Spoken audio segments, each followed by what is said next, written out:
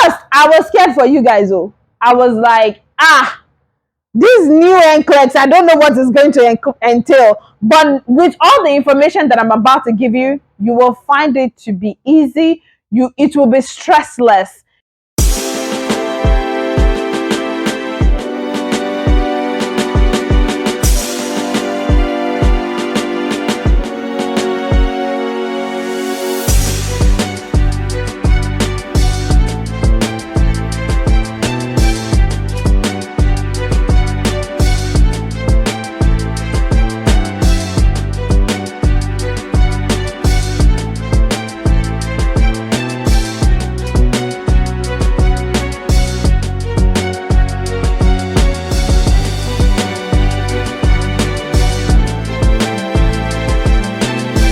Ladies and gentlemen, look who is back. I am excited. You guys always make me excited. Like I was asking myself, like, why have I been missing out on you guys for a long time? Like, you guys are phenomenal, fantastic. I love you all. I know in the previous video I said I need about 150 to 200 subscribers. As of yesterday, when I checked, you guys already gave me almost 180 subscribers. Thank you, everyone. You guys make me see. Even when I wasn't making this video, I was like, what is wrong with you, Sarah? Your friends want to hear from you. They want to see you. They love you. Like, you guys make me feel so happy. Like, you make my day. You make me feel happy. Thank you again to everyone, and welcome to the new subscribers. I just have to say that. But on this channel, we don't say please subscribe to my YouTube channel and all of that. We don't have time, because there's time to do a lot of things. We have a lot to say. So new subscribers, you might not hear me say please subscribe to my YouTube channel and all of that. We don't have time. So with that being said, let's get right into this video. Today, I know a lot of you are preparing to start to write NCLEX, and I just want to give you information about the new NCLEX, the new generation NCLEX. I was reading about it, and like I said, I have promised you I'll bring the information to your doorstep. So why stress? There's no need. So today, I have few advices, and I also want to tell you what the new NCLEX the new generation NCLEX entails. To all of you that are studying for NCLEX, to all of you that you feel like, okay, I think this is time for me to start. I know a lot of you that you're in S1 or S2 right now. You are planning, you're preparing. You're like, okay, you are hearing it a lot. Like, oh, well, you're doing this so that I can help you for NCLEX. You're doing that so you can help you for NCLEX. You are doing this to help you for NCLEX. My tip for you is to dedicate a note for NCLEX. Majority of you buy Starbucks every day. Even though you don't have shares with Starbucks, you can afford to buy a note. For instance, this. When I was in school, when I was in S2, I started to dedicate a note for NCLEX. A lot of people will give you tips and tricks on how to pass NCLEX, how to answer questions, how to do all of that. If you put those information on random papers, when you are starting to plan to write NCLEX, you will forget. You might not be able to even find them. If you're like me, I decluster my bookshelf every semester, and there are some information that I just lost. Some I write it at the back of my PowerPoint, and after the semester is over, you're like, what else? Like, I don't want to see you no more. I don't want to have anything to do with you anymore. So because of that, I will advise that you dedicate a note to NCLEX. You can see I put it in there on my notes, NCLEX exam note. I intentionally did it for proper organization, so that I know that I still have a whole semester, or you still have 2 semesters ahead, but all the tips and tricks, you will not believe how helpful they will come when you're practicing for NCLEX.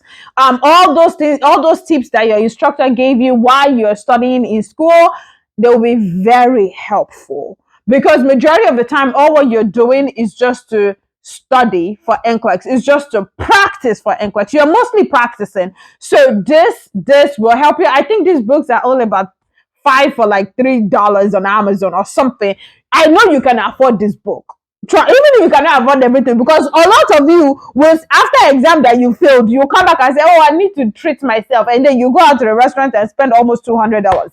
Buy a notebook for yourself to organize for NCLEX. Another advice that I have for you guys, I know it is hard, I know it is stressful, I understand, but I will advise, based on the information that I got for this new generation NCLEX, I will advise that you should get a student nurse job. I know it's a lot. I know a lot of you cannot you cannot put things together. Some of you are not good at multitasking. Some of you will be like, I can't do it. School is already hard enough. It's already stressful enough. I think it will be a great advice if I tell you. I think it will be so useful for you if you get yourself a job. Get yourself a job as a student nurse. See, the traditional NCLEX, I mean not the new generational one, the one that people like me did. Even if you don't practice, it's not a big deal. But I think this new generation, I think this new NCLEX, because it is mostly on how to answer clinical questions. 46% of it is all about answering clinical questions. It will be so helpful if you get yourself a job. Even if it's, I know majority of the jobs, while I was in school, I worked 2 jobs. One of them told me that I have to work once a week, which was a lot for me as a student. But the other one, they just freed me. They're like, just call us anytime you want to come in and we'll put you on the schedule. Sometimes I just walk in there and I'm like, I'm here today. And they'll be like, oh, Sarah, you're here. All right, you can work with this person. So get yourself a job. It will help you with 2 things. It will help you to learn basic things about nursing, how to insert a Foley, how to properly change central line dressing, how to see. You will learn so much. And if you are the type like me that ask a lot of questions, you will learn a lot. Please and please, if you can find a job, if you find a job that they say that, oh, well, you cannot work that much because you're still a student, you can only work as a tech, get out. Okay? There's so many jobs that will let you work. They will let you do more than a tech. If you find yourself a job that all what you do is to, some of you, I know, trust me, I know how it works. And I wanted to do, and I did some of it. I told you I had 2 jobs. One job, I basically worked as a tech. I wasn't doing anything. I only helped with bathing, and I asked a lot of questions. And because they like me, they still let me do 1 or 2 things, but they're the things that the organization does not even allow. Why? As a student. But my other job, they gave me the opportunity to do a lot as a student, just because I think as you get closer to graduation, they let you do more. It depends on the nurses you're being assigned to, and also it depends on the floor. Some floor will tell you, oh, well, you cannot do more than this, you cannot do more than that. But I think you should find yourself a floor that they will let you do a lot. Like, try to watch when they are inciting an IV. Watch when they are changing central line. As a student nurse, I remember when I was S1 or S2, I started changing central line by myself. Because I have learned while I was in, I think when I was in S1, the nurses already know my name. They already know the things that I'm capable of doing. And because of that, they let me do more. And it's up to you. It's not that you, as a student nurse, you not get your phone, you not be on one side and be pressing your phone when patients are dying and you're supposed to be helping. Or it's up to you. The way you want to succeed is up to you. And I think with this new generation NCLEX, you have to be able to do some things. I know the traditional NCLEX, they will say, oh, well, it's not all about, don't think like you're in the practice, and don't think like it's in your book. You have to be in the middle. See, this new generation NCLEX, it is all about what you've seen before and what you've done on the unit. It's not all about what they've taught you. No, it's a real life scenario That's why it has, I think 20% of the NCLEX is all about case study. It's all about how you've practiced. It's all about so many things. For instance, you will never learn how to teach someone how to use a walker in school. Fine, you will learn. They will teach you in books and you will read it from books. But majority of you will go back to YouTube and go watch the video, which even in the video, they still wouldn't really like explain that much. But if you've done it before, if you explain it to people before, if you try to like talk to people about how to use a walker, by the time it's end class, by the time you're in class and your instructors are teaching you, you already know. You don't even have to study it anymore. For instance, I remember when I was in school and we were talking about TPA. TPA is the medication that they give people that has ischemic stroke, not hemorrhagic stroke, ischemic stroke. Stroke as a result of clot. It helps to dissolve clot. I remember when I was in school and I work in my other hospital, when nurses will talk about TPA, and I ask a lot of questions, I'm like, what is that? Why do we have to use it? Why are we using it? What are the side effects? It was there that I learned about TPA.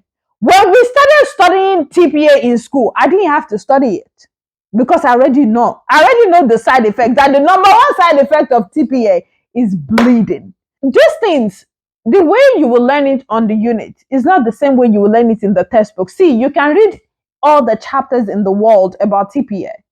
It's still basic information. You have to know that they can only give it at a certain period of time. You cannot give it if you don't know the last known well of that patient. All these things, instead of you to be reading about 2 chapters to figure this out, or reading about 2 pages or 2 paragraphs to figure this out, I just told you what TPA does. Literally. So you see, it is up to you. If you find a job as a student nurse, trust me, you will never regret it. Some of my friends that they didn't work while they were in school, they didn't work as a student nurse, they know. And they're even saying it that, oh, I wish I've gotten a job, even if it's the last semester. I know it might be a lot, and you'll be like, I don't want to add anything to my plate. This is already a lot. I get it.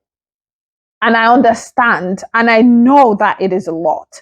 But I will advise you, in this new generation, NCLEX, if you want to succeed, you should find a job. You should get yourself a job as a student nurse. You should find a job that you can be closer to. I'm not saying make friends with nurses or anything, but you are in their midst. They will teach you a lot. They will explain a lot to you. You can ask questions. You can like, what is this? Why are we doing this? Why is this working? Why is this not working? It will help you. I promise you. Get a job. This new generation NCLEX, I think they intentionally want students to get a job so that you can start learning from the practice.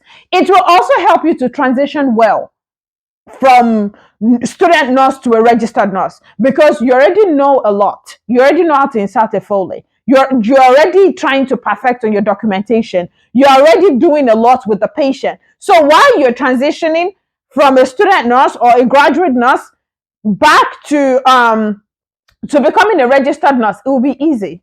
While other people are complaining about, okay, what is the green tube? What is it for? Which is for lactate. What is it for? You already know because you've seen it a lot. You've asked a lot of questions. Why do I have to get a trough level before I get vancomycin? You already know. You already have an idea. By the time you transition to become a registered nurse, all of these things, to you, they are just easy peasy. You're just like, whatever. I know it. Okay, whatever. I know. Yeah, we see you. It's okay. Okay? It's okay. We see you. Find yourself a job. That's the bulk of everything. If you're not, and also when you graduate, find yourself a graduate nurse job. Now this goes to the deal of NCLEX. What does this new generation NCLEX entails?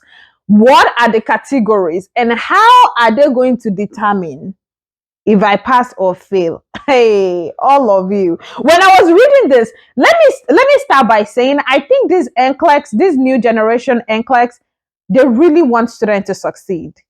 Like when I was reading about all the information, you guys have partial credits. You guys have all this drop down stuff that you can just put in the answer. If you miss one, you still get points for the rest. compared to our own NCLEX. Ah, if you miss one, you miss all. So I'm telling you, if you put in the work, I think this NCLEX is fantastic. I think this NCLEX is there to help you succeed. I think this NCLEX is created so that people can actually know what they're doing, so that people can students can properly make clinical decisions, EBP decisions, evidence based practice decisions. I think it is a great idea. Reading about it, I love it. I wish, I was even saying that I wish this was the NCLEX that I took, just because a lot of it is easy to pass, in my opinion. If you put in the work, it is easy to pass. There is no miss one, miss all, select all that apply. 80% of the new NCLEX is traditional NCLEX, which is for multiple choice answers. When it's only one option, it's only one answer. If you get it right, you get it right. If you get it wrong, you get it wrong. But I think 20% of this NCLEX, if you make use of the opportunity, you will pass it.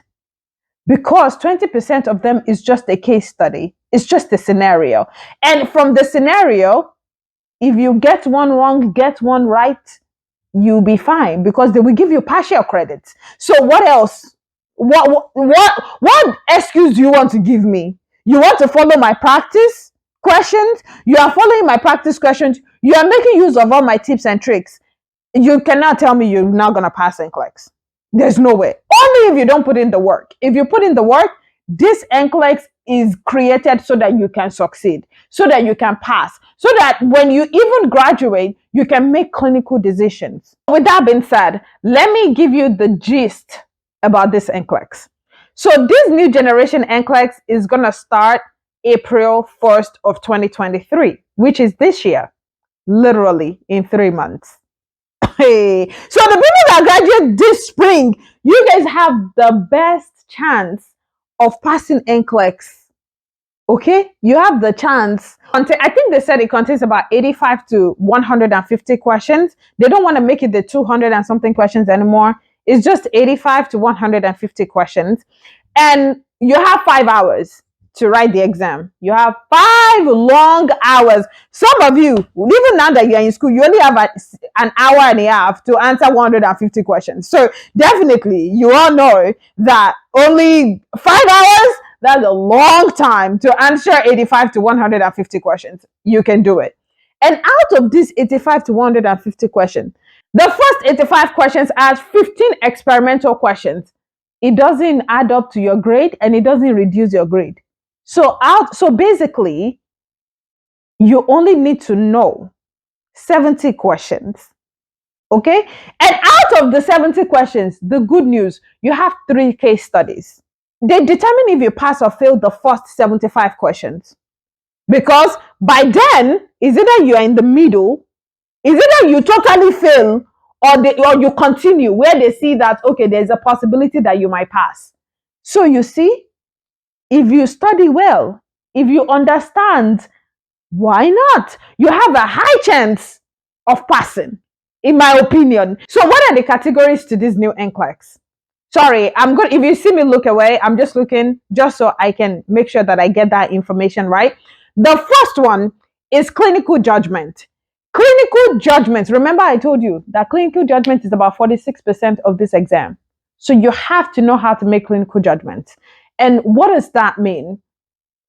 It is just, they want to know that you can make clinical decisions. You want to know that when you walk into the room and see a patient, you know, if anything happens, you are able to say, I think this is off. So this clinical judgment is classified into 3 sections. One is observation and assessment. You observe the patient. You walk into the room and you saw the patient. You're like, something is off. This wasn't what it is. You make your assessment. Oh, Mr. Smith, can you tell me your name? Can you tell me your date of birth? Try to make a conversation with them and see if they follow. If not, you already know, oh, there's a change in level of consciousness and all of that. Those are the things that they want to see. That's number 1. Number 2, identifying and prioritizing. You already identified that, okay, this patient's level of consciousness is changed. Why? Vital signs. Let me take the vital signs. Let me see what's going on. Let me see what's happening. Let me see why this is going. You're prioritizing. You know that something is wrong and I need to do something fast. Take vitals, notify the provider. If you need help, call help in. For instance, if you find your patient unresponsive on the floor, you're not just going to be like, I know this patient. Oh, he's fine. He's doing okay. Like, are you kidding me? Like, no, the first thing you want to do is check for pulse, press the code button, let people come in. For people that don't know what code is when you have a cardiac arrest, there's a button that we press in the hospital that notifies the whole unit or the whole hospital that there is help. Help is needed. So people rushing, people flying. I don't even know where they come from. All these people, like, I'm grateful to my unit. They fly in there. Literally, you're like, how come? Where did all of you come from? Yes, that's what you need. The next thing is you are choosing the best solution. What is it for this patient? What can we do? EBP means evidence-based practice. What are the evidence-based practice that I can do or that I can choose that can help this patient? Those are the categories for how to make clinical judgment, and it's 46% of your NCLEX. 46%. So please, you can do this. This is doable. Second category to NCLEX after clinical judgment is drop and drag. Drop and drag, I think, is going to be so fun. I cannot even wait to be practicing this NCLEX with you. Just because I want to see all these questions, I want to see. So drag and drop questions is basically, they will give you, it's like a fill in the gap thing. But it's like filling cause and effect. So for instance, let's say they say, oh, this patient did this because, you have to put in the cause, and as a result of, you have to put in this effect. But let me tell you one thing about this tricky question. Even though I said it is very easy, if you get the cause wrong, your answer is already wrong.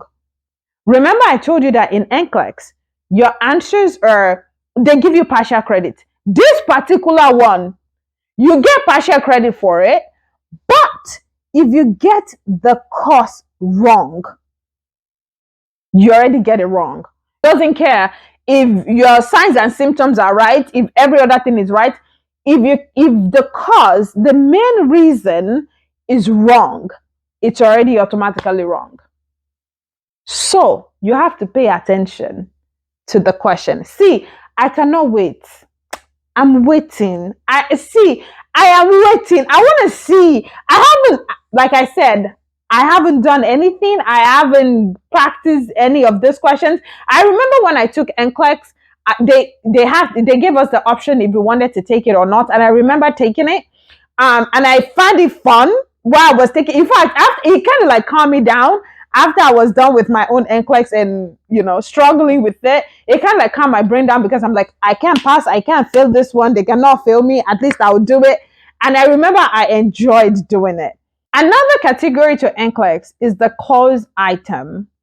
I think it's just, this one is kind of like easy in my opinion, because you have a scenario, okay, you have a case study, and you just need to put in the boxes what you think fits. So they give you all these answers, and you're just like, okay, just select which one you think fits best these sentences.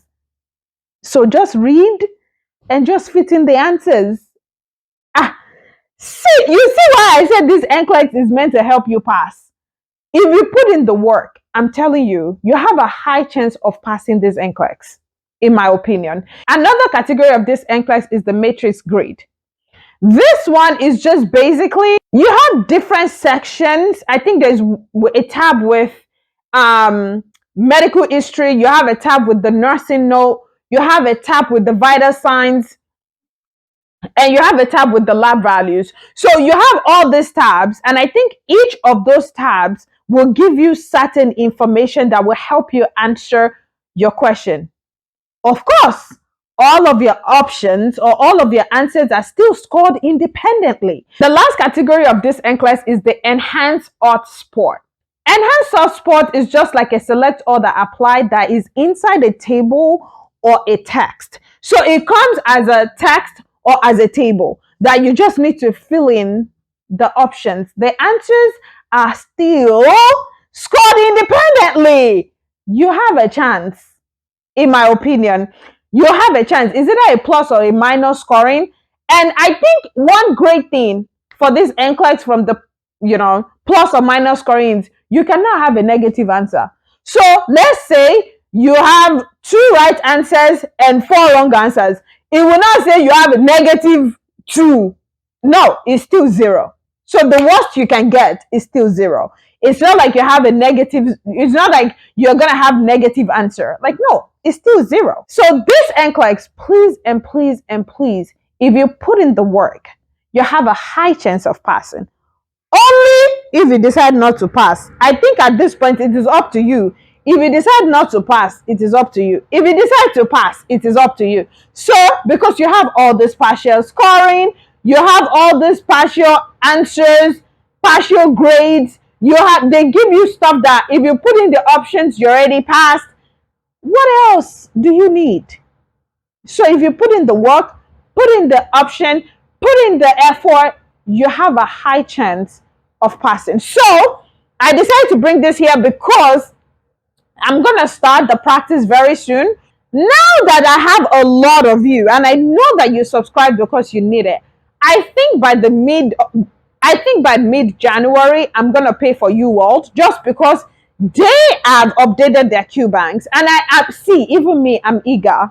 I'm so eager to start practicing. Like, even though I'm not writing NCLEX, but I'm so eager to start practicing with all of you.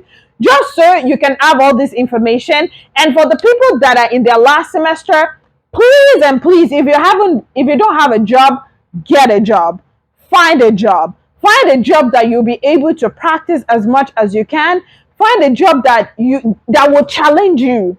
Find it. Find a job. I know it's hard with practicum and everything. I know you don't want to add to your plate, but please and please and please, during your practicum, ask questions. And a lot of you, I remember when I was graduating, if you already got a job, you can talk to them and you can practice on that floor. You can have your practicum on that floor. So if you know that's the floor that you want to work as when you graduate, why not? Just talk to them. And I think they can send your school like a form so they can fill. They can send your school a form so they can fill for you, and you can have your practicum on that floor. You can choose any nurse that you want because if they already know you on the floor, they're already used to you on the floor. So you can just say, oh, you know what? I don't want to work with this person. I think I prefer this person. And trust me, it will go a long, long way because at that point, they already see you as you have graduated and they will give you everything you need to know. They will let you start documenting on their own stuff. They will let you start documenting so they can check afterwards. They will help you inserting the folder. They'll be like, okay, you're graduating, insert a folder. Okay, you are doing this, you are graduating, do this. Okay, you are graduating, do that. And that's all you need. So because of that, please and please and please find a job. I already gave you the categories of this. I already gave you a category of the NCLEX. You have to know that clinical judgment, it is very essential. And if you don't really have a job or you really don't put yourself in that scenario where nurses are making clinical judgment and you can ask them, why did you choose this? Why did you say this? Why did you say that? Why did you choose this? Why did you choose this option? Why not this other option? Because sometimes, even in schools, they will tell you that, oh, well, what we teach you here is not applicable to what you're going to find on the floor. Just learn what we teach you here to be able to pass your school exam, because that's not what is on the floor. So you see why it is essential. I'm not saying this because I just want to add to your stress. No, but I think it will help you during NCLEX. I think it will help you to pass NCLEX, this new generation NCLEX. I think one of the best thing you can do, because NCLEX is all about common sense. It's all about what you've seen with your own eyes. For instance, if you know how to insert a foley, when you have a drop and drag on how to insert a foley on your NCLEX, you will close your eyes and choose it and say, oh, this is what this, oh, I know this, oh, I know this. Oh, before I forget, I have some things to give away for NCLEX. And I told you that 80% of the NCLEX is traditional NCLEX. It's just choose literally one option, literally one question with four options, and you choose one. I have some NCLEX notes to give out. Not notes, but NCLEX textbook that was given to me while I was in school. If you're in S2 and graduating in May, I have both of these books. If you need any of them, I think it will be beneficial for one person to have both. But if you feel like it's too much and you're gonna be scared and it's too complicated, you can only get one. I think, yeah, you can make use of it. That's fine. It will help you with a lot of information that you're looking for. So with that being said, thank you so much again. Thank you, everyone. That is all I have to say. As usual, if you think this is not helpful to you, please go. This channel is not for you. It's for the people that actually really needs the help. And remember what I told you. Please don't fall for scams.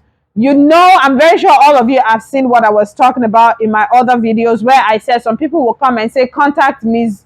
Kim, contact Miss Margaret, contact Miss Kimberly, contact Miss this and that. See, all of these things will not help you. This NCLEX, I think, is easy enough for you to pass. It is just up to you to be able to take care of the things that you need to take care of. And just practice. The more practice you do, the better. The more you're able to practice, the better. And I wish you the best of luck. Stay tuned to this. See, I'm gonna pay for the UWorld shortly. I already told you, I think mid-January, I will pay for this. I will pay for UWorld just so we can start with something. Thank you so much. I love you all. That is all I have to say. Bye, y'all.